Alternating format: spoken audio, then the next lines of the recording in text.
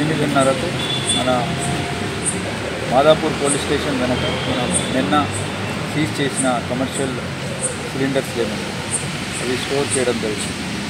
So ఈరోజు దాని వెనుకున్న మాదాపూర్ పోలీస్ స్టేషన్ వెనుకున్న హనుమాన్ టెంపుల్ ఈరోజు జరిగిన ఉత్సవాలు అక్కడ కొందరు ఈ పటాకి కాల్చడం జరిగింది.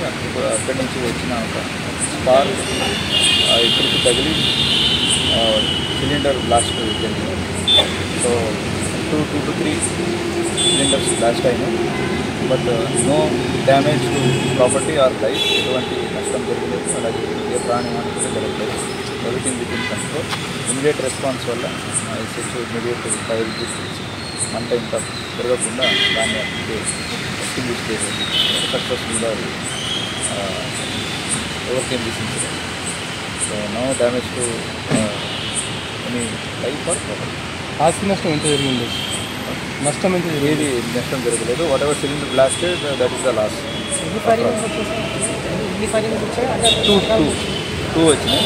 ఫస్ట్ వైపు ఒకటి వచ్చింది, తర్వాత ఇంకా 2 వచ్చింది. Before third one fire extinguisher were fire engine people were on the job.